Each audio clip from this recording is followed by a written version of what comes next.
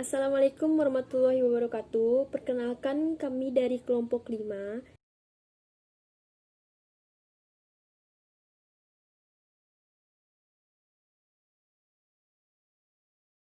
Di sini kami akan mempresentasikan tentang tokoh Sultan Syarif Qasim II. Sultan Syarif Qasim II merupakan sultan ke-12 dari Kesultanan Siak dan seorang pahlawan nasional.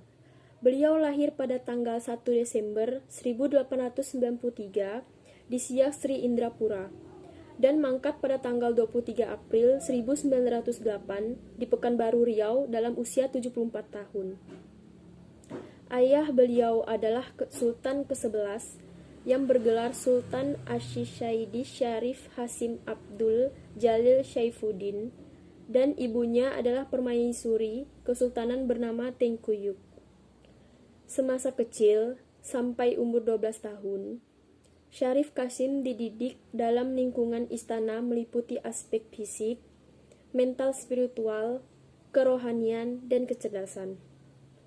Pada umur 12 tahun, Syarif Qasim dikirim ke Batavia untuk belajar tentang pengetahuan hukum Islam kepada Said Husain Al-Habsyi. Selain itu, ia juga belajar ilmu hukum dan ketatanegaraan dari Profesor Snook Hargroun. Ajaran dari Said Husain Al-Habsyi yang merupakan seorang tokoh pergerakan nasional di Batavia sangat mempengaruhi Syarif Qasim sehingga ia menjadi pemeluk Islam yang taat dengan jiwa kebangsaan yang tinggi. Selanjutnya akan dijelaskan oleh Eka. Oke, di sini saya akan melanjutkan penjelasan dari teman saya. Pada tahun 1908, pada saat Syarif Qasim berumur 16 tahun, ayah beliau mangkat karena masih sangat muda dan sedang menuntut ilmu.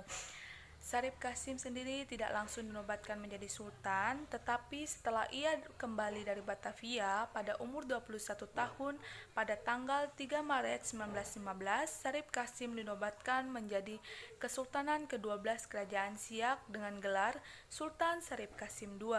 Jiwa anti-kolonialisme telah mendarah daging dalam diri Sultan Syarif Qasim II, terlihat dari sepak terjang setelah dinobatkan menjadi sultan. Beliau adalah seorang pendukung perjuangan kemerdekaan Indonesia. Setelah proklamasi kemerdekaan, beliau menyatakan Kesultanan Siak sebagai bagian dari Republik Indonesia dan menyumbang 13 gulden harta kekayaannya kepada Republik Indonesia. Beliau juga aktif dalam membujuk raja-raja di Sumatera bagian timur untuk ikut memihak kepada Republik Indonesia bersama Sultan Serdang. Sekian penjelasan dari saya, selanjutnya akan dijelaskan oleh Ferdi. Di sini akan melanjutkan penjelasan dari teman saya. Berita kekalahan Jepang yang menyerah tanpa syarat kepada sekutu pada tanggal 15 Agustus 1945 dan berita proklamasi kemerdekaan Indonesia telah sampai ke Kerajaan Siak pada akhir Agustus 1945. Itu Sultan Syarif Qasim II mendengar berita tersebut, semangat pergerakan nasionalisnya mencapai puncaknya. Ia mengibarkan bendera merah putih di Istana Siak. Tahun 1946, ia berangkat ke Jawa menemui Bung Karno dan menyatakan bahwa Kesultanan Siak Sri Indrapura merupakan bagian dari wilayah negara Indonesia. Selain itu, peranan dari Sultan Syarif Qasim II dalam mempertahankan kemerdekaan Indonesia antara lain: 1. Memberikan dukungan dan kesetiaan terhadap pemerintahan Indonesia. 2. Pada saat itu, ia juga menyatakan dukungan perjuangan Republik Indonesia sambil menyerahkan mahkota kerajaan serta menyumbangkan harta kekayaannya sejumlah 13 juta gulden kepada pemerintah Republik Indonesia, atau setara dengan 1,47 triliun rupiah pada tahun 2014. 3. Sesuai komitmennya dalam mendukung perjuangan Republik Indonesia, Sultan Syarif Qasim II bersama Sultan Serdang juga berusaha memujuk raja-raja di Sumatera Timur lainnya untuk turut memihak dan mengintegrasi diri dengan Republik Indonesia.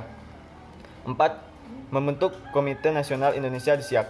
5. Membentuk Tentara Keamanan Rakyat atau TKR dan Barisan Pemuda Republik Siak. 6.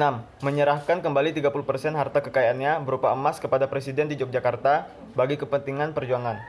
7. Menolak untuk bekerja sama dengan Belanda dengan hadiah akan mendapatkan jabatan. Di usia 74 tahun, beliau tutup usia di Rumbai, Pekanbaru pada tanggal 23 April 1968 dan dimakamkan di dekat lokasi Kerajaan Siak. atas dedikasi beliau dalam perjuangan kemerdekaan dan atas semakin berkembangnya wilayah Siak, khususnya dan Riau pada umumnya, namanya digunakan sebagai nama Bandara Udara Internasional di Kota Pekanbaru. Saat ini, Istana Kerajaan Siak masih kokoh berdiri dan digunakan sebagai objek wisata bagi para wisatawan yang ingin mengetahui secara langsung Kerajaan Siak di Kota Siak Sri Indrapura. Demikian juga dengan makam Sultan Syarif Kasim II yang terletak di tengah Kota Siak Sri Indrapura, Kabupaten Siak, Provinsi Riau, tepatnya di samping Masjid Sultan yaitu Masjid Syahabuddin. Sekian yang dapat kami sampaikan. Atas perhatiannya kami ucapkan terima kasih.